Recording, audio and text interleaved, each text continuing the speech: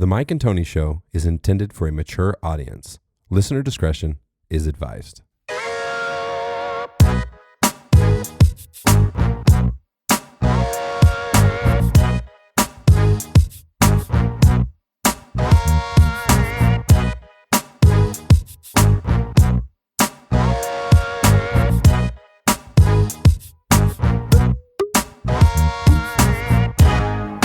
Yo, this is Jordan, aka Mr. Misfit, and you just tuned in to the Mike and Tony Show. Yeah. Baron Von Pierce, it's episode 155. You're back from California. Yes, sir. It's a Friday night. I'm on summer break, bro. Yeah? Yeah. Jealous. Yeah. I'm not on summer break. I am still working. Yeah. Yeah. College doesn't stop. Yeah, true. As most of the world is still moving along, but it's one of the benefits, dude, because I'm a useless human being outside of my job during those 9 months when we're working. So the breaks are much needed. Dude, we have a very special guest, second time on, yes? Yes. Tyler Stanfield, singer-songwriter, based right here out of Denver, brother. How are you? I'm really good, man. How you been, man? I've been good, man. Been busy. Keeping busy. How you been? Yeah, I see that, dude. You disappeared, man. You teaching the youth. I did disappear. Making the world a better place. Yeah, trying to. Probably doing better than with my music. I haven't played. My intention was to keep playing during the summers, but like we were just saying, dude, like when summer hits, I'm useless. I'm just like, I play Nintendo. I fuck around. I don't have He's outside any... playing basketball. Yeah, playing basketball. Not making any baskets. Your comment cracked me up, bro. How many in a row did you make, dollar? I'm like, bro, 3. I go for 3, and then I switch. And then I was like, how many fish you catch? Bro, I replied to that comment like 12 times because I was going to put 4 just to fuck around. I was like, 4. No, 4. No, don't say 4. Don't say 4. And so then I wrote my little diatribe that ended in also 0 fish caught. It's not about the fish. It's about the experience. Yeah. But then I say for less. And also 0 fish caught. Also 0. Do you like to fish? No. Oh, by the way, my son, I did see your truck. Immediately fell in love with it. Yeah. He wanted me. He literally told me to ask him if you'd be willing to sell your tires to him. I just bought them. I'll tell him. I said the odds were low. Give him the keys. How old's he? He's 17. All right. Tell him to take it around the corner. Are you serious? Yeah. Okay. All right. Well, I don't know. I guess I could text him or something.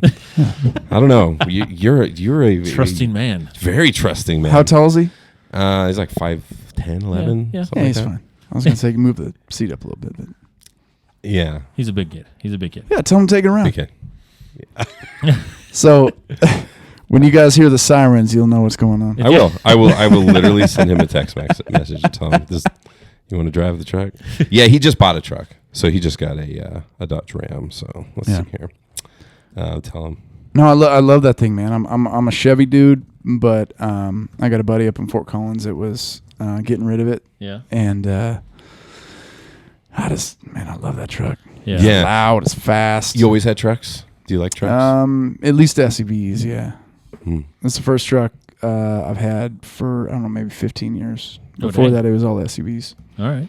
My last one I had when I lived up north in Boulder. But yeah. I need the room. Yeah. I'm from the country. You need that stuff, right? Where are you originally from? Elizabeth. Oh, okay. Yeah. What's the population in Elizabeth, Mike? Do you know? Small. Now Small. it's Well, yeah, it's actually booming. Oh, there he is right there. There's my It's son. huge. What's up, brother? So, this is my You son, want- Jay. We're in the middle you of want the to take that podcast, thing around? buddy. He literally, he just bought the tires, so he's He's tough not gonna luck. sell He's it. not going to sell them to you. But he told you, he said, hey, take it for a spin around the block. Yeah. Hey, he was dead serious. I was like, you're a brave dude. just don't fuck it up. I got you. Yeah, for real. He has to shake hands now. Now he's got to shake hands. Yeah, you actually met him before you were just really tiny. Yeah. it would have been a few years ago. Yeah. Yeah, back in the farm cat days. Oh, on a podcast? Mm-hmm. Yep. Yeah. When you were just basically running around being crazy over there. I don't know. Those were bad days. Yeah. Bad days. Damn, that is really cool, man. You're forever. Go ahead, light it up. Just be careful though. Okay. All right. You just won him over 1,000%. And now you just have another follower to your Spotify account now. Yeah. Yeah, I didn't even realize I didn't follow you on Spotify. I followed you today. Dude, I'm not good with that stuff, man. Yeah. That's what we were just talking about. I need an before. assistant or something. I'm so bad about this stuff. I swear to God, like I'd probably be actually pretty big if I pay attention to that shit. But I'm so bad. I'm not good with Facebook. I'm not good with Instagram. I don't like selfies. I don't like, you know what I mean? I don't like any of that shit. Yeah. So I don't know. He was like, what should I tag you on? Which one? What's your most popular one? I was like, Twitter. And he's like, oh, I don't have that one. I have a Twitter, but I didn't create it. Oh, Same. Actually, I think you know the dude that I gave all the rights to do my stuff, and he created my Instagram, my Facebook, my Twitter, all this stuff, and then obviously that fell apart. So like I just kept the names and the handles. Yep, but smart. I'm just not good at. So you just need somebody to run them for you. Actually, I'm not joking. I'm actually actively looking for a person to run my stuff. Put it out there. Tyler Stanfield there you go. is looking for a Social media media person. manager. You get a percentage of everything. I'm looking for a booking agent. Seriously, We'll screen them though. Send the message to Mike and Tony Show at Gmail. I'm not joking. I've been looking for the last year, and so I'm just too busy, man. I don't have time.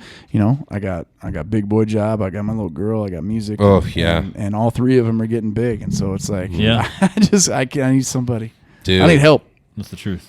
Yeah, and it's a hard thing. I totally relate. We did music I was doing it for a long time with you. I don't even remember when that was the first time we did something together, but I feel like your name was floating around. Like I still have a song that I want you to record with me.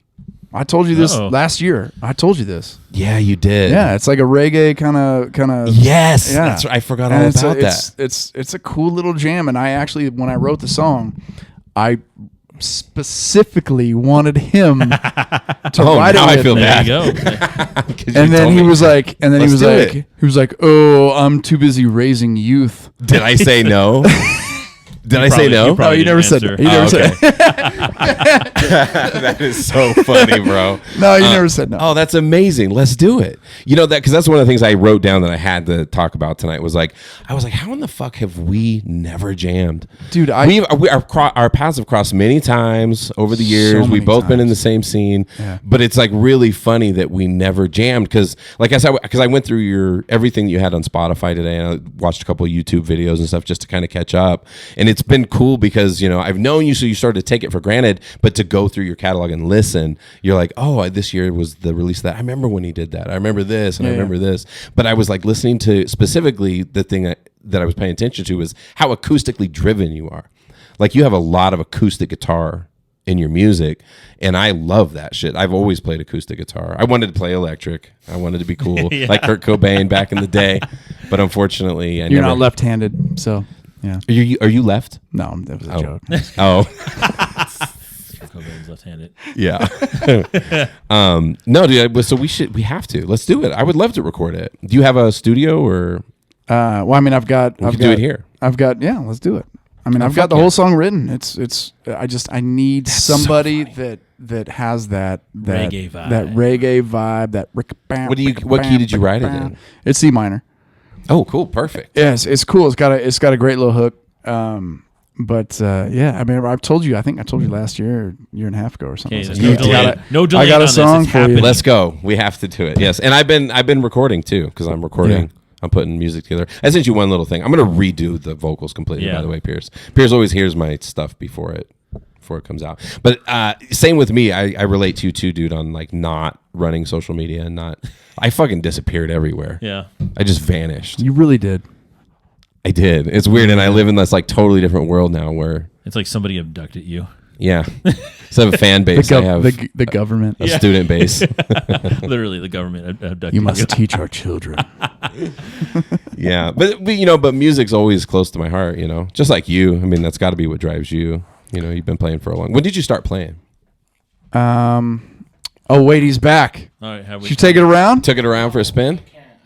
What do you mean you can't? Why are you being serious? Since you can't take a truck for a spin? No, I can't. Are you out your mind? Where's my son? Now I'm actually kind of offended. Mom, your mother said no? No, she's gonna say no. Well, you don't have to tell your mother. If you ask her, she's gonna say no. But if you It's don't not. ask her, Hey, it's Sometimes, not like. by the way, I wonder if my wife secretly listens. She says she doesn't listen to the podcast. I was gonna say I it's feel not like like she listens. If you're out there, honey, I know you're listening. it's not like this is on the internet. It's fine. yeah. Get out of here, It's Jay. not like this is on every podcast app. Jay, get out of here. Go. Get out of here. Bye. Fucking Just up the don't wreck it. Fucking up the Okay. podcast. All right, don't come back again unless you took it for a spin. Yeah. All right. Over here, fucking Set the up. boy straight. Over here, fucking up the podcast with this wishy-washy attitude. I love it. Where were we? When did you start playing? Yeah. That's fucking hilarious. I started. I guess the biggest thing I did. I started playing piano. Really? In church when I was like, I don't know. Actually, my stepmom was a classically trained pianist, and she actually performed with the Colorado Symphony. Oh, dang. And so my dad's a great musician too. He could play all kinds of. He played every instrument you can think of. And then my Music in the family. Yeah, yeah. And then my mom was a very beautiful singer and great piano player too. And so it just kind of worked out that way. But my stepmom actually, she was the one that taught me how to read sheet music. Oh, wow. And I think I was like 12 or 13, and I loved Beethoven, and I loved. What's your favorite song? Well, to play, probably Moonlight Sonata. Yes. and then for release for everyone out there that knows piano and all that stuff. I still can play that stuff to this day, and it's cool because I haven't played piano for a long time. But yeah, so I started in classical piano and church music. Incredible. Yeah, and then I got to an age, I don't remember what I was, like 15 or something, and I was like, I turned to my dad and I was like, dude, I gotta get chicks, man. I need that guitar. That is the birth of many music careers. That's exactly how it starts. We had a comedian on our show, Mitch Jones, one time, and he was talking about because Tony said, he's like, oh, I always wanted to be a comedian. And then Mitch was like, that's funny because I always wanted to be more a musician. He's like, because I wanted to get more pussy. Yeah. Here's what I gotta say about comedians though. And so, like as a guitar player, like you're on stage, I don't know how big of a crowd you played in front of or whatever, but if you have a guitar, it's so eyes. much less intimidating Oh yeah. than if you just have a microphone. I think So, about that all the time. like as a solo artist, I think what we do is it's pretty intimidating. I think it takes a lot of balls to get up there and sing in front of people and make jokes and try to win the crowd over. But stand-up comedy, No, they don't have a prop. Well, some of them, they don't have a prop. And so like for them to get up there and just in front, Yeah, you better slay, dude, it bro. is the craziest thing to see happen. So yeah. Yeah. I admire the hell out of comedians. I love comedy. I love the art of it, and I just know I could never do it. Did you ever play at Lila B? Yeah, several times. You did too, right? Oh my God, that was one of my favorite places in the know. entire country Yeah? to perform at. It's so sweet. Every time I play there, I got to hang out with, I don't name drop, but you name them. Yeah. We gotta party with him. The one I regret, remember I told you on the podcast, I think, was Sinbad. Oh, yeah. And I really wanted to hang out with him after, but I was just like lazy and tired and fucking, I was like, nah. And then right after the gig, I just went home instead of making an effort and like, Yep. Dude, never get that chance back, man. Sinbad. Weren't we there too when I missed Piff the that Magic place Dragon was so there one much. time or something? Yeah, I do remember that from the America's Got Talent. Yeah. Yeah. when COVID hit, they just, remember Jeff, the GM? Yeah, the yeah. Big old dude. I loved him, man. He's such a sweet dude. He still works there, but I don't know if I should tell the story or not. Can I tell the story? Tell the story, bro. Every time. So the first time I played there, this would have been, God, I don't know, 10 years ago, 8 years ago, something like that. I don't remember. And I was on tour, and this was when I was kind of living in Austin, but I was still coming back and Great forth. music scene in Austin. Yeah, well, used to be. And my last leg was Denver, and my last show was Lila B. And I had 2 nights, and I'd been on the road for like 2 weeks, and I think I was in like San Antonio and Austin and Amarillo and like that circuit, you know what I'm talking about? And so my last 2 days was in Lila B, and I had to fly in on a Friday out of Austin to Denver, and then I was supposed to go straight from the airport. They were supposed to pick me up and then take me to Lila B. So we get delayed on our flight out of Austin. There was some storms or something, right? And so I had nothing to do but sit in the airport and drink whiskey all day, right? So when we finally take off, when I finally land in Denver, I can't remember the details, but I think I was supposed to go on stage at 5. I don't think I landed until 4. By the time the car got me, I didn't get there till 6. So I was already an hour late for my set, and I was hammered because I was drinking whiskey all day in the airport. And so I set up, and I was playing on the patio. So you play there, you know what I'm talking about? Yeah, and I was going to ask you, too, when you said that, you said a car took you there. What about your equipment? All I had was they actually let me use their house PA. So all I had was my guitar and my cables. I didn't even know they had a house PA. They don't, but they were nice to me. So did you go through the speakers? Did you come out of the speakers in the bar too then? Yeah. Or was it, neat. Yeah. So they set me up through the whole thing. And so that's dope. So Bama, Jake, if you ever see this, remember Jake? Remind me. No, I don't think so. You remember Three Stooges Ty? All right, well, when they see this, I didn't do nearly as much. When they see this, they'll comment on it. But really good buddies of mine. But anyway, so they would set up a PA for me, and so I'd fly in with my. Well, that's why the story's taking way too long. But anyways, long story long. So I set up on the patio, and I'm late, and I perform, and for some reason they told me it was a comedy store, and they said make jokes and sing some songs, whatever. And so I'm out on the patio, and I'm just having a blast, right? And Jeff is a very large black dude, and Wendy is very small. Right. White woman. And so he was walking her out to her car while I was out on the patio performing. And I was just making jokes about how, God, I got to hear this. She was going to get some chocolate lovin' or something. I don't remember what it was. It was tasteful, but it was funny. And so Tom and Jake and everybody that was working, they were like, dude, you're fucking fired. You'll never play her again.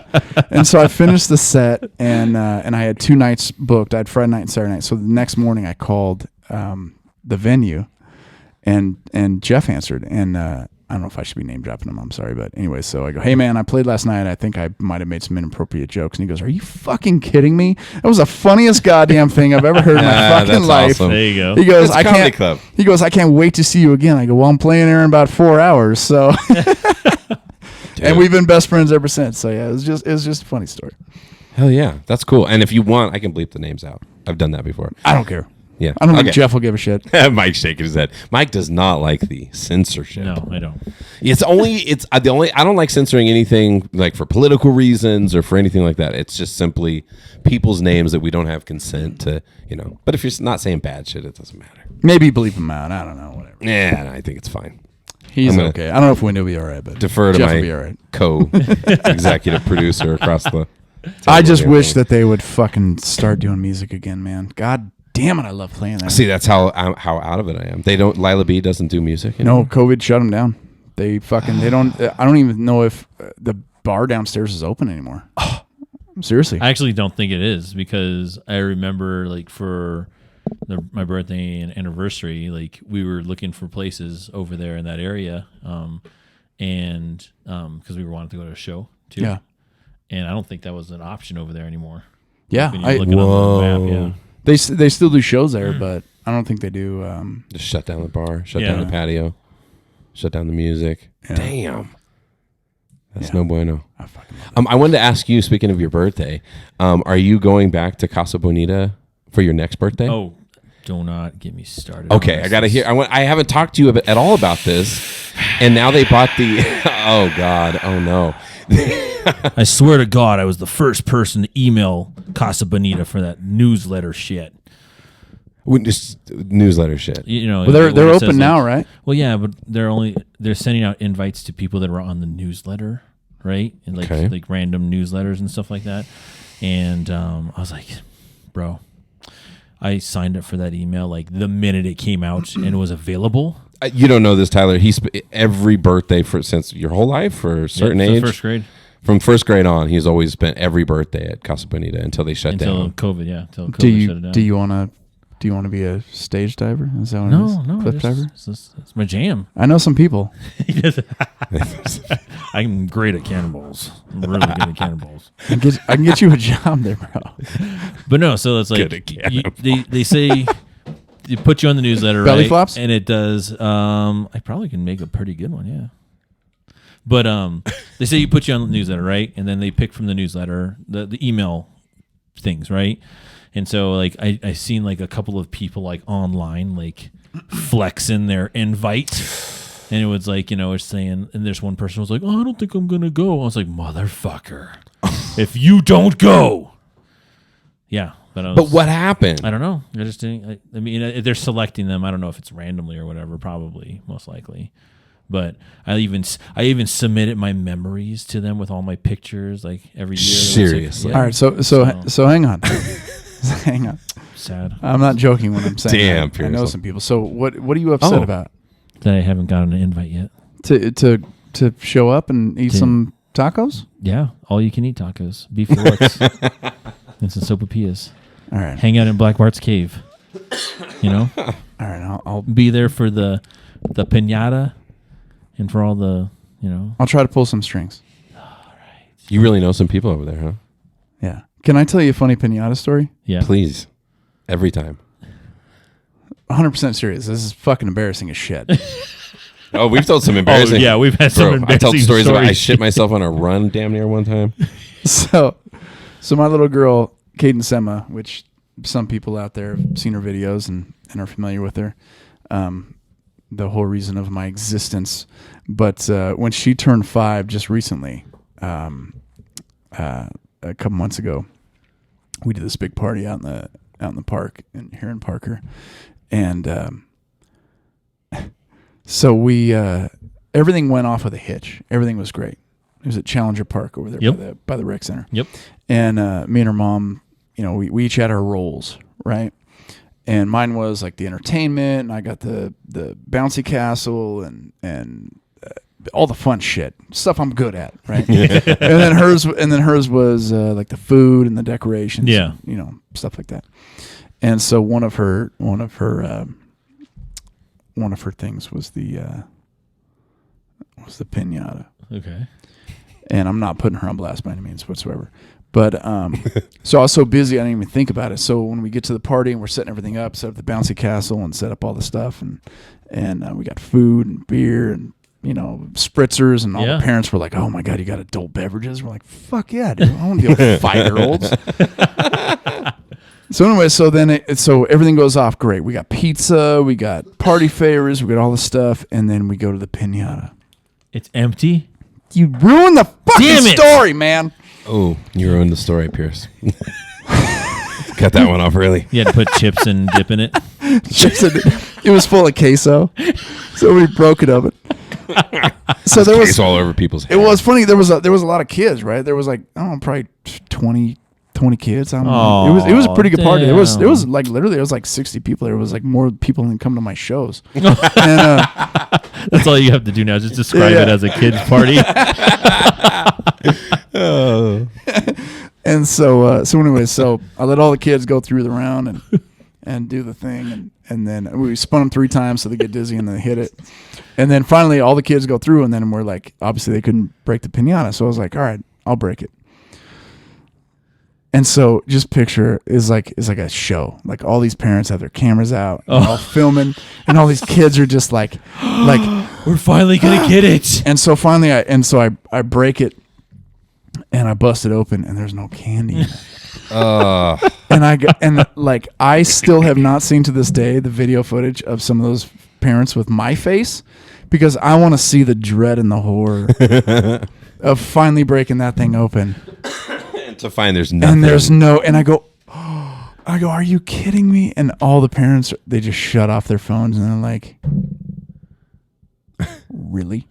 Could you send me those videos? Can you send me that video? And then here comes Mike Pierce out of nowhere and throws some chips in the middle of the So we gave them all a bunch, we gave them all free cupcakes, and they all got candy and goodies and stuff. But it was stuff like, as a rock star, like 10 years ago, that I thought I'd never talk about on public the internet. But now it's like my favorite thing in the world is what happened last month, because it's like, and now I run into those parents at school and stuff, and they're like, "Hey, is there a piñata here tomorrow?" Motherfucker. Yeah, that is funny. Anyways, sorry. Tyler's over there like I diverted. I'm sorry. Tyler's over there signing up for like PTA stuff and everything, and like everyone's like, "Don't let him have fucking party planning." Tyler is not allowed to do any kind of party planning. So maybe you couldn't get a lot of fans there by going the party route, the kids' party route. The best part is, so some of the kiddos go to her school, and he's back. He's back, folks. How was the truck? How was it? Yeah, it was fun. Okay. It's the same engine as mine. Did you hit anything? No. I'm just kidding. They can't hear you. Nothing. But it's the same engine as mine. It's just less computerized, so there's no limits on it. Second question, follow up. Why are you sweating? Why are you sweating? Oh damn! Look at for real. He is sweaty. I told you. Oh my god. Were you nervous? Oh, okay. Okay. Did you go on the highway? No. Oh, I wanted you to light it up, bro. That thing's fun. It's fast. It's loud. Yeah, it'll piss off. I felt like he backed it out of the driveway. It'll piss all your neighbors off. Drove it around the block and then just sweated sitting there. Around, but then I was like, this is how I'm going to get pulled over. Yeah, you don't want to get yourself in trouble. That's a good move. A good move. Colorado don't play too. They'll take your license pretty quick. So, well, that's cool. Thanks for doing that. I'm gonna need the key back, sir. All right. The good man. Welcome, you won his heart over forever, sir. Yeah. Their gyms are fun. Their gyms are very fun. Okay, and go make sure you follow Tyler Stanfield on all social yes. media. Yeah, I told you honestly. Honestly, check it out. I think you'll like it. Now go wash it. Yeah. I'm kidding. Tosses in the key. But do say do say hi on Instagram though. Yeah. Right. Tyler Stanfield. Yeah. Yep. The good thing about Dodges is I love those engines, man. They're so loud and they're so powerful. Yep. Yeah. Good old American muscle right there. Yeah. Diesel. Yeah, he's big on diesel engines. Yeah. That one's not diesel. Well, no, remember when Did I you bring fill it over up? the Dodge and he gets all when I brought over the Dodge a couple times here. Yeah. Oh, yeah. Yeah, that's right. Yeah, the Cummins. That's your father-in-law's truck? Yeah. Okay. Yeah, okay. I was tripping out when I saw you. For some reason, I don't picture you in a Dodge at all. Jeep all the way. I think they bought a new Jeep across the street, by the way. Yeah, they got like a new black Jeep out there. So, okay. Hey, we're gonna derail with that. You having a mic later, buddy? Thanks, buddy. You just made his day. You won him over forever, and he definitely worked up a sweat. That's hilarious. That was awesome. I do want to talk a little. Why bit. are you so sweaty? I was watching Cops. Yeah. Just watching Cops. And I know the Cops doesn't come on until 3. I did want to talk some music with you. So, like, have you, when you started, did you play covers or did you start off by writing music? That's a good question. I actually refuse to play covers. I fucking love it. Again, why have we never jammed? That was like my big thing. I had a percentage rule. I would keep it Because you at don't a like minimum. me, bro. Huh? Because you don't like me. How rude. That's not true at all. You know how many nights I've stayed up? Yeah, okay. Let's do it, though. I want to record the song. Yeah. Be fun. I'll fucking play a little teaser. Yeah. So you don't like playing covers, which I love. Well, hang on. Or Your question was, when I started playing music, yes. what did I play? And that was, I refused to play covers. Obviously you have to. And this is, if we're getting nitty and gritty, right? All the way back when I was 15, 16, my first show I ever played was at a talent show, I think in front of 400 people. And I remember getting on stage and I was like, this is fucking cool. I was like, I want to do this. But I think that set list we had, I swear to God, I remember it. It was, because I played keyboard in the band and guitar. So I played, we did a Smashing Pumpkins song. We did a Doors song. We played a Nirvana song. What year is this? Look at this memory. And then we played an original. God, I don't know. It probably 90. Shut up. No, because you're younger than me. So it kind of trips me out that 97 maybe? Yeah, it's a year I graduated. Because I got out of school in 99. Yeah, I would have been sophomore, I think. So yeah. 97. It was, but yeah, it was, that was our first big band. It's funny too because my band's name was Envisage, and when they announced this, they were like, "Are you guys ready for Envisage?" Envisage. Oh yeah, that's that's awful. And the curtain opens up, and we're all like, "Are you fucking kidding me?" Yeah, it was stupid. Oh, yeah. But anyways, so yeah, originally, and then when you're young, getting into it. I mean, you know what I'm talking about, but yeah, it was all about thinking we're going to be the next big rock stars in the world and writing our own music, and then we do a couple covers here and there. But I did a lot of touring. I think 2010 is when I really kind of hit the market, and I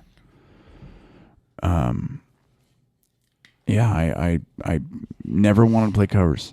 So I would play a couple, but I never wanted to do covers. And then when I became a solo artist and I actually started doing acoustic music, because I was a guitar player, I never sang. I was terrified of singing. And interesting. Yeah, I was terrified. And then when I started becoming a solo artist, I started sneaking some covers in there. And when you started mixing covers in, why? What were you? Were people asking for them? Was it a? So at the time I was in a band called Lost Point, and I played bass for them, and we were like a hard rock band, KBPI's best band in Denver and stuff. Tight. Okay. We used to tour and play with a lot of big national acts and stuff, and my acoustic music was very different than what we did. And so when I started doing it, it was like, I don't know, it was weird, man. It was like I kind of felt like I was being judged a little bit by all my rock followers. Interesting. Yeah, and so they were like, "Oh, this guy's playing acoustic music. What a fucking idiot!" And so it was just this weird progression for the next couple of years because I moved to Austin. I don't know if you know this, or not. I moved to Austin for a while, and yes, I do. And yeah, it was. I don't know, it was interesting, man. It was. I felt judged. I felt like it wasn't okay. Well, the truth is, starting as early as the early 90s, but progressing on, there really became, for quite a while there, a real divide, right? There was like the rock bands, Guns N' Roses, Pearl Jam, Nirvana, whoever, in the 90s was doing that kind of stuff. And then there was like this emerging Dave Matthews, like the acoustic kind of driven stuff. And they were very separate. Which is a weird thing now, don't you think? I feel like more than ever now, people listen to all sorts of genres, and people are not on teams or divided. Do you know who Dallas Green is? Either one of y'all? That sounds familiar. No. City in Color, Alexis on Fire. Don't think so. So, I mean, I'm sure. What's the name again? I'm sure he'll never see this, but so his name is Dallas Green. Okay. His solo project, his acoustic project now, which is larger than life, is called City in Color. Yep. It's spelled COLOUR because he's Canadian. Yeah, we got it right here. We'll forgive him for that. But he was the guitar player and the backup vocalist for a band called Alexis on Fire, which is a badass metal band, right? Just driving rhythms, melodies. They were fucking awesome, right? And so they were touring the world. And then he created this side project called City in Color. His name's Dallas Green, right? City and color. Get it? Dallas Green. Yep. And so he's got a voice of a fucking angel, man. This guy is one of the most talented people in the world. And so he was good in Alexis on Fire, right? They're all really good. But I really latched on to City and Color. Some of his big hits is Coming Home. The Delaware Song. I mean, God, he's got so many fucking albums. That are Top so one is The Girl. That's a great song. Million. That's a great song. Yeah, they're amazing. So anyway, so I kind of and if you guys spend the time to listen to him, I mean, his literally the voice of a fucking angel. This guy's amazing. And one of my favorite quotes from him is, and actually he's going to be here in August, I think, in Denver. Anyways, one of his quotes that I've always latched onto is, "If I don't sound better the next show than I did today, hell yeah, then I'm failing as a musician. Better every day. Yeah, if I don't perform better the next performance than I did today, then I am fucking up, basically." Damn, that's cool. Yeah, I like that. But yeah, just listen to him, dude. He's so fucking Man, good. that's an epic. Anyway, so I know I'm ranting, but his Wikipedia doesn't though. Oh, he's like all clean shaven. Not clean shaven. Well, now he's got a big old fucking beard. That's what he was just saying. Yeah. He's tatted, fucking just like your arm. By the way, get that on camera right there. Show everybody. Show everybody a new tattoo. Look at this thing. Look at this. It's all sideways. Hang on, flex it a little bit though. Yeah, there you go. Come on now. He's like, I am flexing. Dude, it definitely painful as fuck. Oh my Inside god. of the arm, dude. Yeah, you've done the inside of the arm? No, No. because it's painful as fuck. It was a struggle. It was 9.5 hours, dude. Jesus. And 45 in, Yep. I was like, oh, this is different than the outside of my arm. Yeah. This is a whole... Did it go all the way up to the... Yeah, so it goes all the way up. And you got the elbow too. Right Jesus. there, dog. Yeah. That probably killed right here. Bro, Right there probably killed. Oh my god, yes it did. Yep. All this, like the closer it was to my armpit was really fucking awful. And then believe it or not, this was because of the smell. Worst, honestly. It was the inside of like my elbow pit and like all this, like the inside of my forearm and the bicep right there. Dude, it was at 45 minutes in, I was like, how am I gonna do this? Like I can't. I and just then can't. 8 hours and 15 more minutes. Bro, by the end I was having irrational thoughts because he's a great dude. The guy who tattoos me is like a really good person. He's really nice, positive and everything, and he's obviously very talented. Yeah. But by the end, like when because he saved the elbow part like for the end, or not, toward the end anyway. That's a whole nother thing. I was getting all irritated. I was like, how much more shit are we doing? Because he went above and beyond. He was going to finish the top quarter of the sleeve, but he knows I'm probably going to have him finish the last little bit too. And so he did all this extra shit, but by the end I didn't care about him doing extra. I was like, why are you doing extra? Like my elbow, he kept fucking going over it, and I was like having irrational thoughts like, this fucking guy is like, no, he's a nice guy, he's just doing his job, bro. He's giving you a beautiful piece of art. Yep. But you just start losing your mind after a while. You're like, God. That's why I was like, people who do face tattoos, the neck tattoos, Mark with he's got one on his rib cage. Yeah. Oh, do you have any tattoos? I just watched We're the Millers. Yes. Yeah. He's got the No regrets. No regrets. No regrets. You don't have one regret? Not one? Not one? No. Not even a spelling? That's how I Nothing? live my life. Spelling? Nothing? No regrets. I do not. Yeah. I Any do interest or not so much? Or? Well, you know, I love art, and I love, you know, my brother's got 2 full sleeves, my sister's got full legs and everything, and I love art. I love tattoos and I love this stuff. I've got buddies of mine that have my artwork on them. That's cool. Yeah, that I've drawn for them. This guy draws too. And I've never.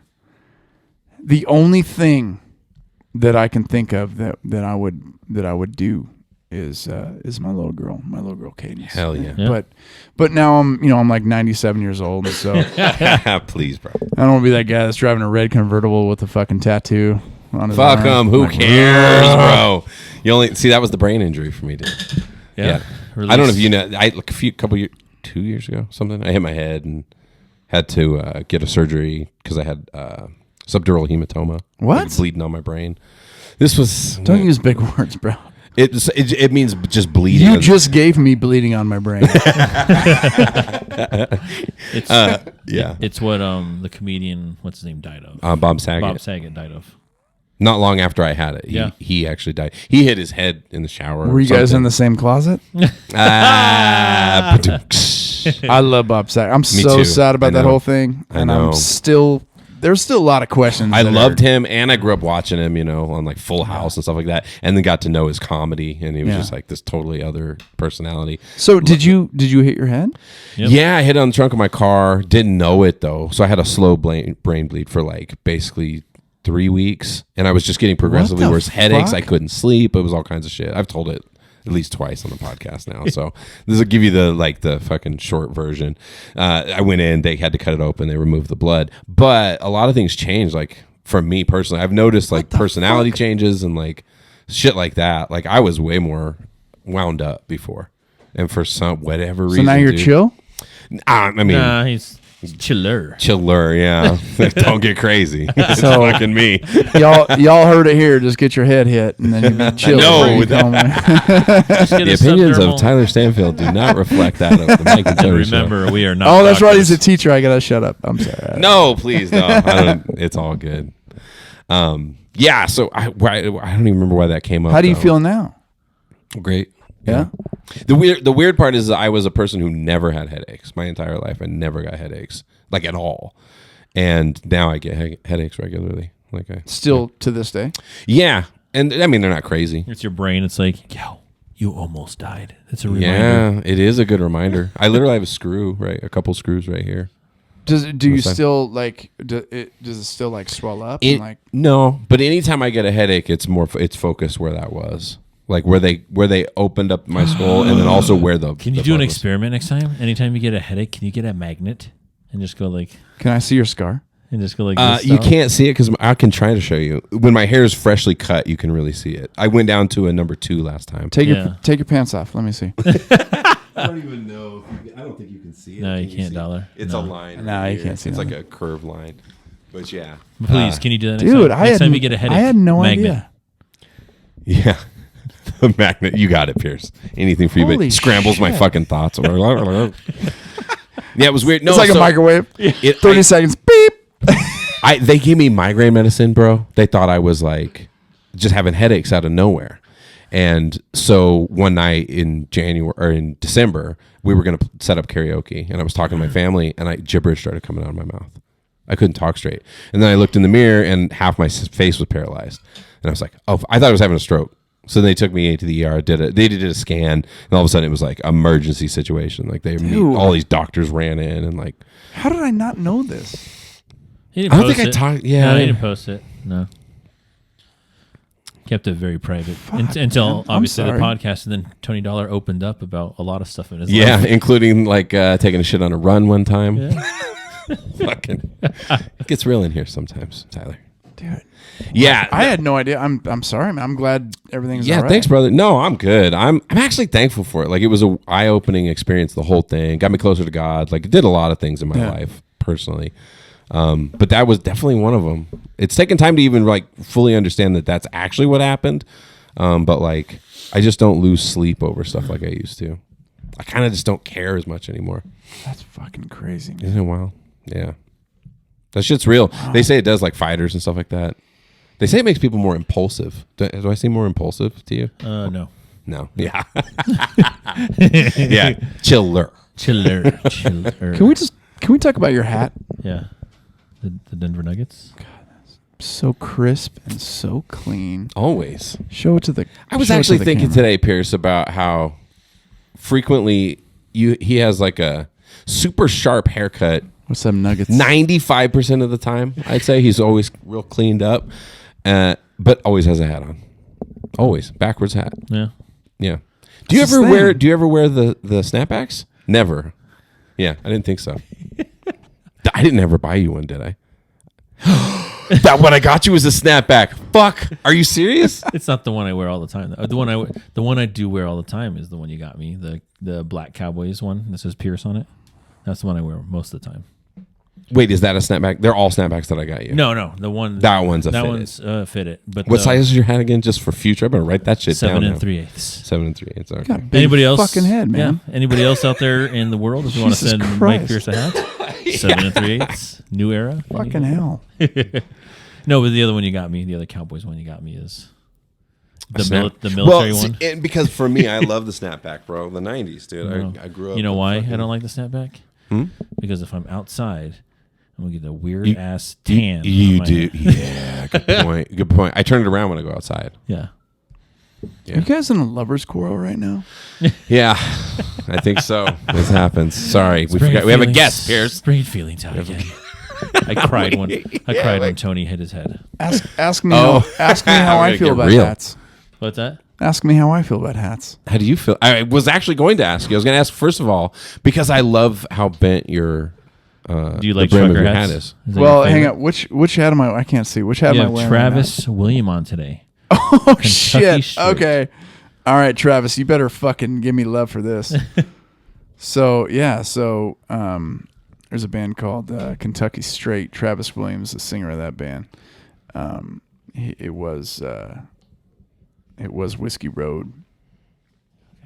But yeah, so he gave me this hat a couple years ago. We actually got some shows coming up here in the next couple months, but yeah, great vocalist. Him and I were in a band together way back in the day. I lived in Boulder for a while, and yeah, he was a singer in that band. And we didn't talk for a long time, and then we just recently, within the last, I don't know, maybe a year, started chatting and started working on some new music. And his band kicks ass. They're great. They're called Kentucky Straight. I'm opening up for them on July 28th, I think. July 28th. Go check I it out. think at the Wild Goose. Ooh, the in Wild Goose of Parker. Yeah. Oh, dude, I Yeah. love that place, dude. Yeah. It's a I've lot seen of a fun, few man. shows there. He's just as tangential as me, though, because I was wondering. I thought it was going to tie in with the hats. Like, do you talk about your hat? Because Well, you I always have a hat, I right? Thank you. Yes, I always have a hat. I do. It's funny because I don't like to wear my hat backwards. Okay, I that's do. what I was wondering. I do, but I do. I always wear a hat, and the biggest joke I get is like, "Do you wear a hat because you're bald?" I'm like, no, I'm not fucking bald. I just like to wear a goddamn hat. Yeah, Right, people right? think that when you wear a hat. all You're the not time. bald? I'm not bald, and Prove now it. there's anything wrong with that. Prove it. Just Everyone needs to see now. But yeah, I that's just been my thing ever since I was young. Yeah. I grew up kind of country living, and I just love hats. And you mentioned the curve. I'm not really good with the flat bill. Yours is flat bill. You look good with it though. So You look good with a flat bill though. when it's backwards, when I wear a hat backwards, it's mostly flat bill. Bro, we are on the same page. But here. when I wear it frontwards, I had a buddy back in the day. There is this gang in Aurora. They're called the Ducky Boys, and I always curved my hair. Terrifying gang name. Yeah, exactly. but I always curve my hat too like that. I would put my hat with a rubber band, Tie it up, yeah. Mhm. with a rubber band, and just let it sit forever, and then it just had that mean curve on it all the time. So, And am so- I in the Ducky Boy gang? Yeah, yours is pretty good. Yours is pretty good. It's up there. Yeah, for sure, bro. Represent. So, but when I wear my hat frontwards, when I do intentionally wear a hat frontwards, I do make sure it has a curved hat. I'll tell you guys a funny story. So, my little girl Cadence, she's just turned 5, and she actually has her own music video. You guys go check it out. It's on YouTube. It's called Sleepwalk. Yeah. Your song. I was going to bring that up. Yeah, actually. I song want to for talk Cadence, about that. Thank you. Anyway, so she, so anytime like I go do something, if I travel or go play shows or whatever, every time she's like, "Don't wear a hat," Interesting. and I'm like, "Why?" And she's like, "Because I miss you when you wear a hat." So when I go to shows, if she's not coming or she can't see it on whatever it is, TV or whatever it is, she won't let me wear a hat because she gets all sad. Yeah. so I actually don't wear hats when I do shows when my little girl can't see them. Yeah, it's pretty fun. Because she doesn't want to recognize you. No, she gets because I guess she tells me all the time. She's like, "You only look good in a hat." So not only does she hurt my feelings, but she makes me feel good about life at the same time. It's There you go. funny. Yeah. Well, there was one time when I was wearing a hat, and I think I was adjusting it or something like that, and he was like, "God damn, Pierce!" He's like, "You got a head of hair."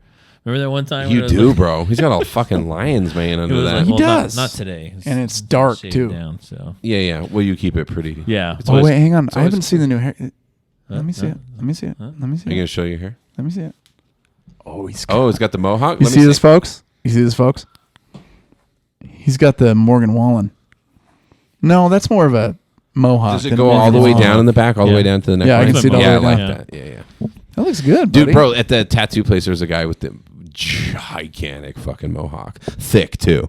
Just like every day, like it's a deal. he glued it. Like it's his thing. You know how you just said hat's your thing? His thing is very involved, to make sure he's glued up. bro. Every day he's got to be, but he lets the back go down almost like a mullet. There was this dude that I used to if he ever sees this, forgive me for not remembering his name, but he played bass in God, you might know who it is.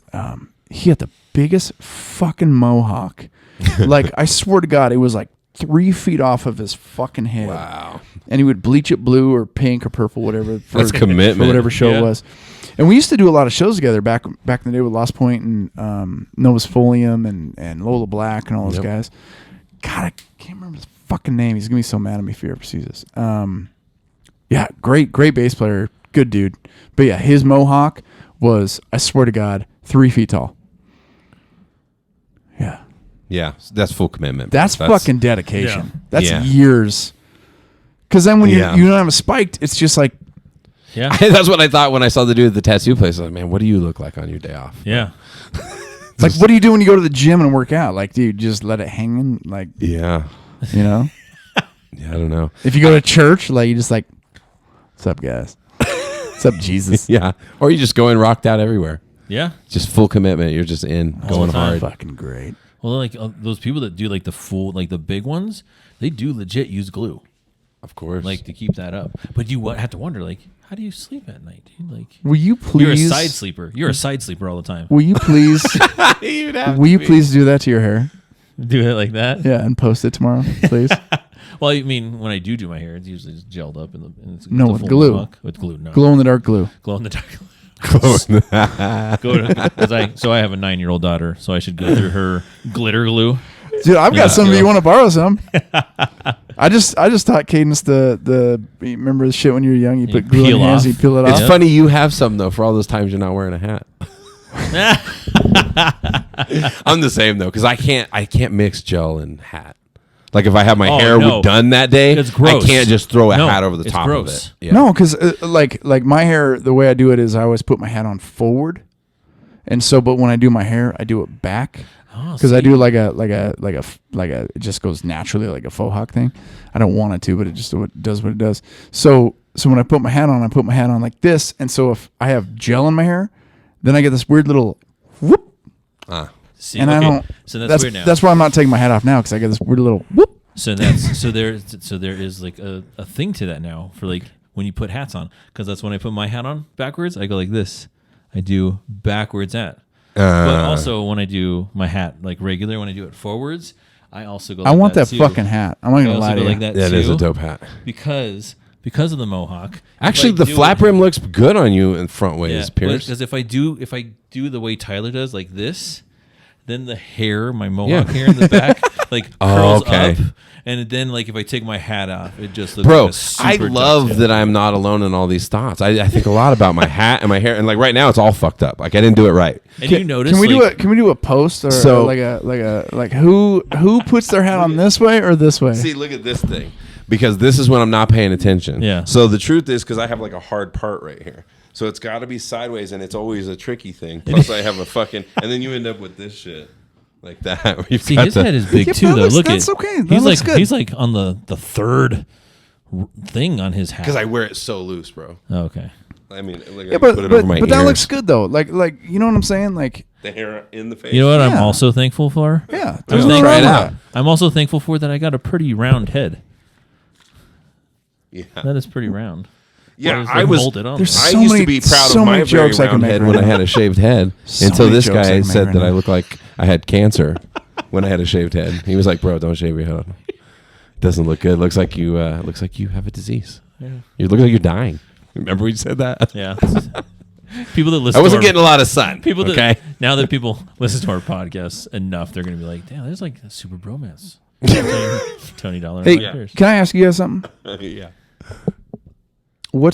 So we chatted earlier. You said Twitter is like one of the biggest. Yeah. Like, what's your guys' like what's your out like? How do you? What's Good your, question. I love this because we're just starting to play with media and social media and stuff like that. But the truth is, it's because of how things have changed in the podcast world. Yep. So when we first started, you had to like put yourself everywhere. Now all you need is an RSS feed. Yep. Once you have a podcast RSS feed, it goes. You can set it up for everywhere. So what's that's why. RSS? So it's it's not just Really- podcasts that have really stupid shit. yes, that's precisely what it's saying. I have no fucking idea what it stands for. Because I'm good at that. I don't know. Sorry. Real stupid shit. No, it's your unique like what the fuck do you call it? Really simple syndication. Oh, wow. It's actually really close. But But so- anyway, so, yeah, please, Pierce. So the RSS feed is basically just your anchor point where everything is pulled from. So, like if you have Spotify pulls off of the RSS feed, Amazon Music pulls off the RSS feed, YouTube Music pulls off the RSS feed. So it's one universal link So- that everything can come from. Back in the day when you would put out a podcast, you were responsible for your own distribution, just like old school music. Yes. Yeah. So it was like, where you got to go to the site, you got to apply, you got to do whatever. Now it goes fucking everywhere automatically. For the most part now. Yeah, there's a couple. There's always new ones that pop up, and then you have to like reach out to them or like get it on there. But we get downloads. That's what's the hard thing for us is because we're just starting to like work on YouTube and stuff like that. Yeah. But it's hard to like know who the people are because I know when I listen to podcasts, I don't really interact with the fucking app at all. I just that's a cool podcast, and I just listen. Yeah. You know what I mean? So we're working on it. So that's our outlet. But back in the day, it was WROM radio. Yeah. So when we were back in the day, like this was 4 or 5 years ago, like when we first ran around with you, we were featured on a radio station overnight. So Dollar had to do the painstaking task of editing all the fucks. Yeah, and we had shits to be and all clean. that stuff. Had to be clean. 'Cause it was So on we put radio. out 2 versions: our regular podcast and then the one for WROM because we had so many people. So it was like a listening. filler overnight, and then that's when the thing just blew up on us, and just like everyone was listening. And then we were starting to get subscribers like crazy, and then we started to look at like where people were listening from because like all over. from our website we can tell from wherever people are downloading from and looking at and stuff like Yeah. that too. And it was actually 2 weeks ago when we were looking. Props to Ohio. Thanks, Ohio, Yeah. for being the I don't know a most- single person in the Ohio. biggest state that downloads all of our stuff. But Hey, I got some family in Ohio. oh, did there you go. Hey, Tyler Stanfield, everybody, your very own. Circleville, Ohio. But no, so yeah, so it's What's like, up, Sister Mary? but it's the it used to be you had to put it out on Stitcher and you had to do this and this and this and put it all these different catchers, podcast catchers and stuff. Yes, like that. So- you did a lot of that work. That Yeah. was a pain in the ass. Apple was the worst one back in the day. Like it was so hard to get your podcast on there. because it had to be a certain even if your picture was fucking out of dimension, like you had to have a certain Yep. picture size. If your Rejected. picture wasn't fitting, they would just reject everything. We're sorry, rejected. You're like, what? Yeah, but now it's way easier. Yeah. So to answer your question, we don't really know. Just a whole bunch of different apps. We can see some specific stuff. We can go to Spotify and look at Spotify numbers. Yeah. Some places are enigmatic though. They don't tell you shit. And then you get 0.0003 cents. Yeah. Well, surprisingly, most of our subscribers are people that are from the website. So we have thousands of subscribers from the website. Yeah. I'm so bad, and we mentioned this earlier. I don't know if we were on air or not earlier when we said this, but I am so bad about like promotion and websites. Oh yeah, because we put the shout out for you to get a media person. I'm so fucking bad about it because I'm busy, man. I got a lot of stuff going on. Yeah. And Yeah. And I actually have been signed to a couple different whatever you want to call them, labels, Media groups, whatever. managements, Yeah, yeah. whatever. Management, Now it's whatever. getting real confusing. now. And and they both just fell apart and it's just it's frustrating.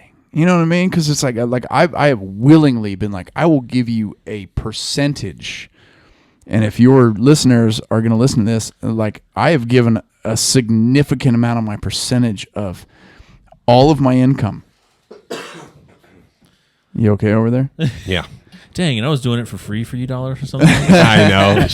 Like Tyler, change subject. no, like literally, like, and I'm still offering this. Like there is a significant amount of percentage of everything that comes in under the name of Tyler Stanfield that if somebody wants to handle my shit, you get.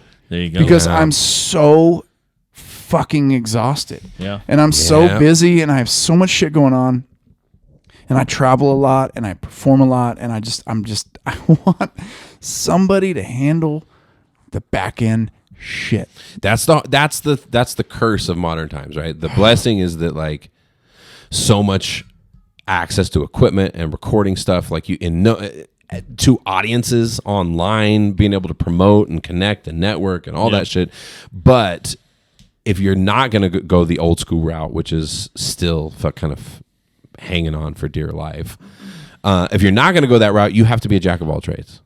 And you have to do a lot of shit. And it's very hard for someone like you who like has a family and has other things in your life. And then you also have your music. It's like, if you want to do all that stuff, it's so much fucking work. Even the podcast, dude. Yeah. Like I keep trying to make time to like make little clips and stuff, because we were talking about on YouTube, people don't listen typically for, an hour and a half podcast, but they like their little tidbits and the funny parts and stuff like that. Yeah. But that shit takes so much time to cut it up and then put it out. Do you guys so on your guys' on your podcast, is it the same as the videos where like it breaks it down, like the first like 30 seconds it drops down this much, or like all the, you know what I mean, like the algorithms YouTube. and all this shit? You can see that on YouTube. Yeah, you can see it. But it's the same thing with because podcasts, they're tuning in for a while, right? Yeah. On like, Spotify, I'm going to listen to you fuckers for a while because I want to hear the jokes. I want to see what's going on. Yeah, and for so many people, I think podcast is like background. Like you're doing something. Yeah. You're doing something kind of mindless, or you're cleaning, or doing chores, or driving, or whatever, and you just kind of put it on and Taking a shit. Taking a shit. Yeah, we've had some taking a shit stories on the podcast as well. You've mentioned you shit in your pants 3 times now. Tell me the fucking story. Which depends on which one, bro. We'll have to play it for him after this one. The Reverb Nation will play him after we're done. Yeah, we'll play him the Reverb Nation. Okay. Well, hang on. I got a buddy that's got some stories about shitting his pants in public, so I want to know which one's better. We can save it for later if you want. Yeah, to. we'll save it for We'll save it for later. We'll save it off air. All Yeah, right. there's multiple ones. One time I almost shit myself at school teaching, and one time I was on a run, got too far from the house, and it was at fucking Point Break. Yeah. Like it was time. It was time. Whether I like that's it. funny. So, but anyway, That's funny. I like yeah. it. No, those kind of stories, bro. I never would share that shit on the Before podcast your brain, before my brain surgery. Yeah. I would have never. I was too tightened up, too fucking. So has there been any? And now I'm interviewing you. Has there been any like you say now that you're able to talk about that now after your brain surgery? Is there any like difference in the way that people have responded to you talking about that stuff since then? You know what I'm saying? Like if Do you feel like you're more approachable, Dollar? no, like if anything less. like if the main reason that we don't do things as artists is because we're scared of the backlash, right? Or we're scared of whatever it is, right? How it'll go over. Especially in today's society with cancel culture. So like, do you feel like you have more confidence because you've gone through so much that you're not worried about I don't know if confidence is the right word, but it's kind of like lack of like apathy. Like it's more like I said, I spent a lot of time talking to God during that time and like really thinking there was a very high possibility life would be over. So there's that part too. That's why I can't separate the two from like how much was having a near death experience and how much was literally like it changed it. it kicked me onto a different frequency. So what did your and we're gonna get deep here for a minute. What did your family how did your family react to what you were going through? We'll talk about that after the podcast. Okay. All right, that's fair. Yeah. That's no, fair. for sure. It was crazy. Like and even the difference is they're not that crazy. They're just things that it's taken time to like notice. And so it's like my wife, she notices. Like the people around me that are around me a lot will kind of notice. But it's not so much a confidence thing. Maybe it comes across that way, but it's literally more like I don't give a fuck. I don't know. I would really ruminate on shit before. Like I would get stuck in these thought patterns where I'd like worry about something. I had super high anxiety and all that kind of stuff. And now you just know that it doesn't matter. Yeah. And you just move That's a good way to forward put with it. Yeah. That's cool. Yeah. I mean, unfortunately, that's cool. But Because you know what I'm saying? the things that mattered suddenly came into clear fucking focus. Like immediately it was like, these are the things that actually Little matter. Caesar's like if I was pizza. going to, yeah, for reals, it is a lot. The little things, like I really had that epiphany too of like little tiny things that you just love and enjoy. One of which was the podcast too, man. Yeah. I was like, we got to get regular again because we weren't as consistent there. And there was a lot of stuff in his life that he stopped interacting with because it wasn't giving him the same energy, and so he's changed on that too. Yeah. It's that's cool, man. I mean, I really crazy. I think that shit's important, man. Yeah, and I mean, and you got it dialed in, bro. That when you talk about your daughter, like, family is so fucking important, dude. It's everything. Because without it, like, what do you have? You know what I mean? What I like too is like, as you two being musicians, I like the stories that you have a song for your kiddos. Oh, you have a song about your wife. Yep. And then you have a song for your kiddo. The what is it? The Sleepwalk. The Sleepwalk. The song for Yes, Cadence. let's talk about that too. I'm glad you brought that up, Pierce. That's my favorite song you've done.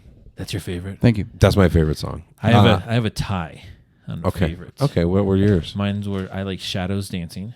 Okay. Shadows Dancing, I like that one. And then that's very catchy, by the way. Yeah, and I like Whiskey. Whiskey Heart, yeah. Whiskey Heart. I was telling Dollar before you got here. Whiskey Heart. When you're singing that one, dude, I feel the rock in that one, the rock and roll, and I feel when I hear it, I feel a little Aaron Lewis in there, man. You were saying that before. Dude. That's what I feel like. When you're singing in your voice, dude, I was like, oh, damn, Aaron Lewis. I love him. So yeah, that's cool. Yeah, and I want to genuinely say, like, I really enjoyed because we know how it is when we cross paths so many times. You don't always pay attention. Like even at shows when we're playing, like I'll listen and like, oh yeah, this guy's clearly got it or whatever. But you're not paying much attention. But when you sit down and go through somebody's catalog, and, like really listen to the songs, because I would agree with you. Those are my top. I would put that in the top 3 with that, but it was when I got to sleep because I went through it time-wise from 2011 to the most recent release. And when I heard Sleepwalk, I literally had written down here, I was like, is this about becoming a father? And I put a question mark there. And then earlier you mentioned, it was. And so I think that was really cool. When did you write that song? Was that before she was born or during or? So I wrote that song. Not during labor. Wait.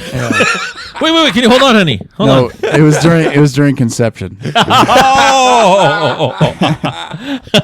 Hold that thought, girl. Yeah. No, Back to Mitch's wants to be a musician. No, when I actually wrote that song, there was a lot of stuff throughout that part of the process that was a lot of surprises and stuff. But I wrote that song when her mom was about, God, I don't know, 7 months pregnant, I think. And I actually used to sing that song to the belly? Yeah, to her when she was still in her mom's belly. How have we not ever jammed, bro? We have so much in common. And so what's funny is, so I used to sing that song and Cadence just went fucking nuts, man. She would just she would just go, you can see the movement. All the dads know what I'm talking about. She would just go crazy and so so I sing. I that was a very private song, and it was never public. And I wrote it specifically for her. I never played it out. I never performed it live. And then a couple years later, I started working with a gentleman named Jay Briggs. Shout out. Love that guy, man. He's very, very talented. If you guys need any Music production or oh god, videos, production, anything you need. He actually shot that video, Sleepwalk. And so him and I kind of reached out during COVID, just after COVID, and he wanted to shoot a video, and I sent him my catalog, and I sent him a couple different songs. I sent him like, I don't know, 10 songs, 10 songs, something. And he liked Sleepwalk, and he goes, I want to shoot a video for that. And I was like, no, dude, that's not supposed to be public. The only thing I ever did was a good buddy of mine, Noe de Leon, shout out. He shoots most of my videos and most of my music. awesome. He did a favor for me for her birthday one year and put together this video, and we recorded that song. And anyways, long story long. So Jay, he goes, I want to shoot that song.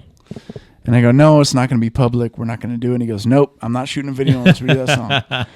And I was like, God it. damn it. Okay. And so we started chatting, you know, it goes with the pre-production stuff. And so he goes, I got a buddy at Bishop's Castle down in Wright, Colorado.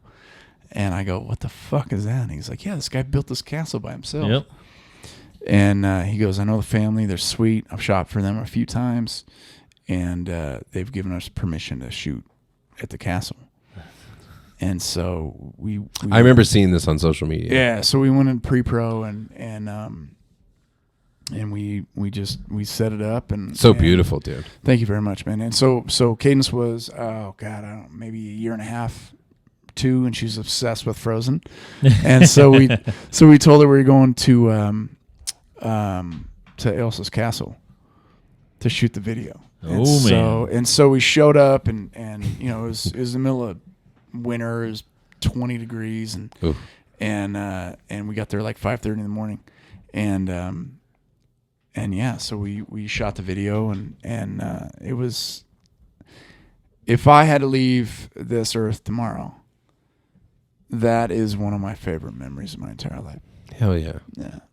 It was cool. And just to give her something that she can remember forever. Yeah, it was cool. That was cool, dude. I've always told Dollar that I wanted to make a video of Dancing in the Sunshine. That's Mike's favorite song that I do. Yeah.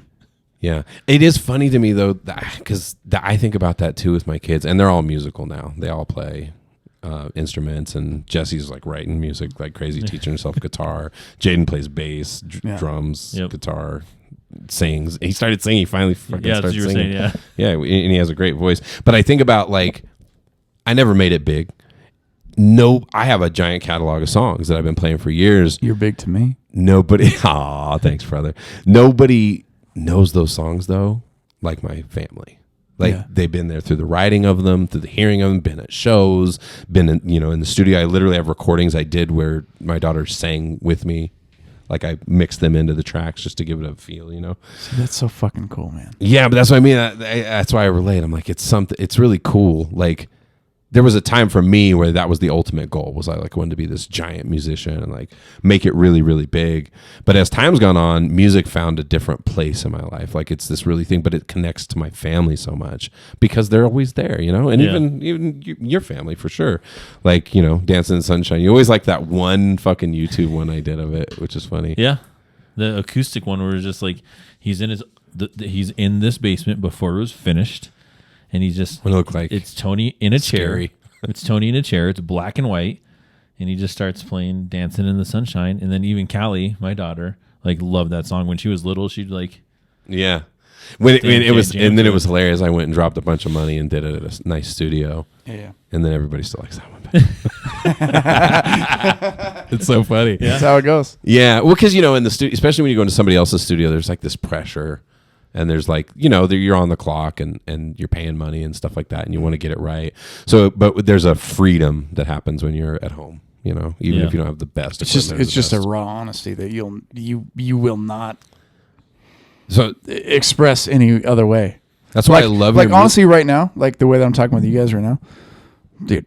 I'm being 100% honest with you guys. Like, you don't do that with a lot of people. You know what I mean? Especially when Yeah. there's certain times where you're like, you got to be careful about what you say or this and that. You know? especially nowadays, bro. I want to tell you one thing real quick. So my first album that I released back, God, it was 2011. I can't remember how The long EP? ago. Something like that. Yeah, This Place, whatever it was. Yep. So I was running restaurants at the time. I was managing bars, and I had all this music that I've been working on since I was a kid, and all I wanted at the time was just release this album. And then also the other side of it was I wanted my dad to perform with me. There was the two things that I wanted to record this album. The reason being, and so I went to Colorado Sound Studios. Shout out to them. I love that place, man. Those guys are so good. Jesse O'Brien, if you ever see this, man, you're amazing. But anyways, that was the only reason I recorded the album. Was just to get the album done and have my dad perform on it. And then I had David Booker, which is an amazing blues performer, play on it. Brian McCreary was on there. Whatever, it doesn't matter. Anyways, just a lot of really, really good musicians. But anyways, the only reason I recorded the album was to get it out. That shit that I had for the last 10 years, whatever. Yeah. And then just to have my dad on an album with me. Hell yeah. And I did it, and it turned out okay, and in my opinion. And as soon as we released it, I went on tour with Lost Point, and so I never got to actually perform my music for the next 2 or 3 years because it got shelved. Yeah, because I was touring with this other band. So Wow. and so there's moments on that album that are my favorite parts. I had taken some notes when I was listening. So does your dad play on that album? Is he playing guitar? So on that album, my dad plays lead on the Pier at the end. I was going to ask the Pier. I literally asked. I have. Yeah. I said, how many people was that on there? And So who else played guitar? So I besides you? played everything on the album except for David Booker played bass on Angel's Face. And I think another song. My dad played guitar at the end of the Pier. And then I think there's a couple other spots. I can't remember. It's been a while. I love the harmonies on the first one. She slips it off. I think it's called. Slips it up. Yeah. Bro. Who is that? Who's singing harmonies? This guy I know named Tyler. Yeah, okay, that's what I was wondering. They sound great, bro. Good job for someone, because I related when you said you were a little hesitant to get into singing. Oh, I was fucking terrified. You were terrified. I was terrible. I'm still terrible, and I'm not terrified No, anymore. So you're not I don't know terrible. where's the balance at? I don't know. You're not terrible, but I've talked about that before. Because when I started, I was like, I didn't know I was bad. That was the worst part. No, you're great. I didn't. I love your Thanks, shit. brother. It's It took so a long good. time though. That's great. I was not the natural wonder kid. There's a reason I want you on that fucking song. Yeah, I would And love we're to going do it. to finish it. Yes. Yeah, it's Let's cool. do It's Let's do it here. It's a fun song. Come here. Let's do it Yeah. here. Let's do it right Be now. happy to. Let's do it right now. Stop the podcast. All right, here we go. Mike, where's your uke? My ukulele. Where's the ukulele? that would be real. That'd be Hawaiian my, reggae. my ukulele. Yeah, gotta say it properly. I fucked it up.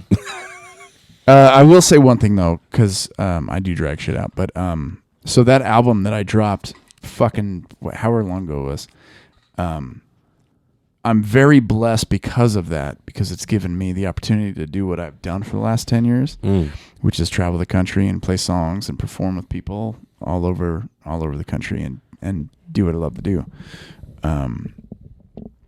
And I've got 3 more albums that are literally Wow. half written. Bro. Actually, I've got literally 7 albums that are half written. You guys are so eerily similar. It is ridiculous. eerie. It's fucking eerie. Dude, that's why I started recording again, because I have this giant catalog. And then, so here's what, with me, I put stuff out though, but I did it And then I switched. When I went into teaching, I had this bill, and I knew I was always going to continue to write music. But it was like every year, it's an expense, and I wasn't like I was putting anything to. I got a full-time job teaching, and that's really where my focus is. And so I'm not focused on driving it or trying to build that business or do anything with it. But it's this steady bill, and the more songs you put out, you're paying them because you have to actually pay for distribution or whatever to end up on all these platforms. So I just recently, little by little, I let them all drop off. So I literally have nothing anymore. Like if you go to Spotify, you can't find anything. I think there's one, for whatever reason, when I had that one manager. Let Go Fly is on there, I think. I don't think so. No? Okay. I think one song, the single before Let Go Fly, which was Music. Yeah. A song called Music. So that's out there, but because somebody else did it or whatever. So I pulled everything down, but now I'm like looking at I have so many unrecorded songs that I never even did release in the first place. And so I kind of want to do this like rebuilding thing where I just start putting them out there and just say, fuck it, put them back on Spotify, put them on Apple. It's worth, just pay for it. I've got so many fucking songs. So many fucking songs. And do you know how many you have? Oh my God. I know. That's my response. I mean, just literally on my phone that I can think of right now is probably 35, maybe 40. Yeah. And then to go back into my original studio that I've recorded, and then what I have written for the next round, 100, at least 125. Oh my gosh. Dude, yeah. And do you ever feel like you wrote a song at a time when it wouldn't have done well? And then times change, and you're like, "Fuck, that song." Well, I feel like none of them would do well. I just write them.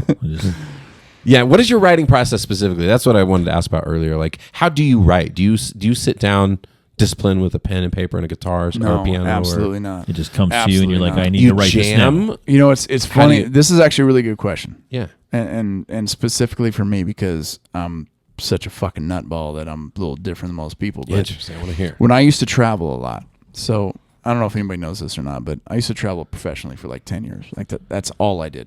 I was in a plane 50 weeks out of the year, whether it be for music or for a job that I had. And so that was my life. I loved it. I loved meeting people, traveling, just doing all of that, right? Different experiences. And so there was a point in time where I lived in Austin, Texas, and I'll go back and forth between Denver and Austin. And I would actually, this is 100% true story. I would write a line on the airplane. So I would find the hook, the cadence, if you will. That is why I named my little girl Cadence. And I would actually find it on the plane.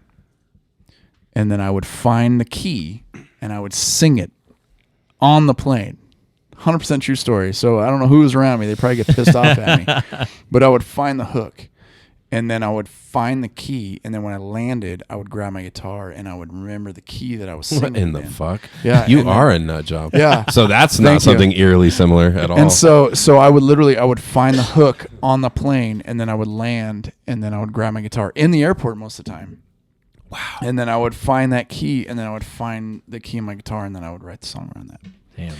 So now, that's wild. Yeah. So now when I write, because my time is so constrained, I actually, this is kind of sad to admit, but I'll wake up in the middle of the night with a hook in my head, and I'll go on my computer or my guitar, and I'll try to find the hook, and I'll record it, I'll put it down, and then I'll go back to bed. And then I get up in the morning, go to work, and it's fucking funny. It's the weirdest thing in the world. They say some of the best artistic stuff comes to you at night, though. It's so weird, man. I don't get that at night. I don't, and I went through phases. Like when I was doing music full time, I had carved out time where I would like sit and like write. Sometimes it's going to be total shit, and sometimes you're going to get something. But I write really differently. I was a jammer back in the 90s, and so I just love finding beautiful chord progressions and then playing with melodies. But like, because I never had that ability. I was tone deaf in the beginning. I had to literally learn. Like some people, I've noticed it throughout my life now, like crazy. Like my wife doesn't sing, never was in a band, nothing, has a total natural ear. Like just knows keys. She'll sing a song she hasn't heard in 2 weeks, and she'll start singing it in the exact key, perfect pitch where it's at. Whereas for me, bro, I literally didn't even know. I'd be singing a note and the keys over, it's like, it's not even close. And so I had to really learn and practice that skill as time gone on. So I think that's really interesting. You can just hear the key. You kind of know the key in your head. Well, hang on. So that's not what I was saying. What I'm saying is I would sing it in my head and hear that, and then I would have to match my guitar to what I heard. I'm not saying that I was in the correct key or whatever it is. Right, but you had to find it with your guitar, right? So there was so you imagined it in a key. Yeah. You didn't 30,000 feet in the air. You had perfect pitch and knew what it was. I think Whiskey Heart, which is in my opinion has been one of my best, songs that have elevated me to anything that's given me what I've gotten. I wrote the majority of that hook in an airplane. Interesting. Yeah, pretty funny. Yeah, and then Shadows Dancing, I wrote that one. You mentioned Shadows Dancing. Yeah. I wrote that one in Austin, Texas as well. I was hanging out on a patio in Austin, Texas. Yeah. So do you co-write ever? I do actually. Recently I've learned that is the most important thing in the world. And I've spent a lot of time in Nashville recently and LA and there's a group called Durango Songwriters Expo, which were you involved with them for a while? You should be, man. They're fucking great. I love them to death. But anyways, sounds so familiar. Yeah, they're great. They're anyways, long story long. You're good at those. So just recently, that's my joke. Long story long. Just recently, within the last maybe 2 years, that's when I started co-writing. And that's good for you. And it's funny because there's a song I wrote years ago for my little sister's wedding. I don't remember how long ago it was, and I wrote the song originally. It was called "Your Forever Starts Today," and I had, because of the situation, whenever it was, I don't remember. A beautiful woman named Rachel jumped in and somehow we got involved and we started to write the song together. And we started to finish the song, and then we finished it, and we were recording with someone named Dan up in the mountains, and some random guy named Dan. Well, Dan Barnhart, he's amazing. If he ever sees this, the guy's an amazing talent. But anyways, so Rachel and I never released a song, but I ended up singing the song at my sister's wedding, and it was this great song, and blah blah blah. So anyway, so Rachel is now married to Dave Preston, which is one of the most amazing individuals on the planet, and he performs guitar with me occasionally, which I'm very blessed to have that. I saw a live Favorite Mistake. Is that the name of one of your songs? Oh God, with him doing his thing on it. Yeah, the crowd was going crazy. He reminds me of that guy that used to play with Dave Matthews way back in the day. Tim Reynolds. Yeah, he has a Tim Reynolds kind of vibe. So Dave used to play with Justin Timberlake. Whoa. Yeah, he used to tour with Justin Timberlake. Yeah. Okay, Preston, we see you, All bro. right, yeah. But anyways, yeah, so he does some live shows with me. We just had a show last month. He's so goddamn good. And it's just the sweetest person in the world. Him and his wife both are just so amazing. And that's so important. The only reason I'm telling the story is because back in the day I was so immature and I didn't know how important and how powerful that connection I had with Rachel was. And now that I've been around and been in Nashville and done some stuff, it's like you need to absorb what that other person tells you and think about it. And I was so young and dumb and cocky that I didn't fucking absorb that energy, you know what I mean? Yeah. And I've learned a lot. So now my favorite thing to do is co-write. And so I've written even in the last year, I've written songs with some folks out of Nashville, and there's a dude named Jacob Christopher. It's a full time. There's a lot of people. Jackson Spurs and yeah, it's just Nashville is crawling with songwriters. Dude, Yeah. I know we're done here in a minute, but I've got fucking tons of stories of fucking Nashville. You'll have to come back. Just in the last fucking 6 months. Yeah, it's been great. Hell yeah, you'll have to come back. Yeah, Nashville's a fascinating place for songwriting. For me, it was licensing. When I got into a phase where I went to this like licensing school and really started learning like what people were doing with that kind of thing, and that forced me to co-write. I had all kinds of assignments all the time, and I had to like write songs with people. Yeah, that's the shit that. So like I came from the rock world, and we kind of. Keep going, bro. We can make it as long as we want. We don't have to stop with the music. No, I like it. Yeah. You guys ready for this? I feel like he's about to free flow. We're definitely gonna have to have him back on. We need more of these stories. Yeah, we need more stories, bro. You got a lot of them, dude. It's just been an honor knowing you, and like throughout the years, I'm really glad that you came on the podcast. You got to come again, share some more of these stories. You're fun to talk to, bro. I've got all kinds of stories. He has lots of shows coming up, you guys. Tomorrow he's at the Whiskey Lodge, 7 p.m. Tailgate Tavern on the 25th at 12. My personal favorites, the Wild Goose Saloons. I'm definitely going to go to those ones because I love the Wild Goose Saloons. Text me, bro. Send me, like, when is that one? That one's on the 7th, the July 16th, and then he has another one with Kentucky Straight, his hat, on July 28th. Okay. That's going to be... Yeah, and you can find all his stuff at tylerstanfield.com. Thank you very much. Love it, bro. All right, Dollar. And with that, it is a wrap. Cheers. Cheers.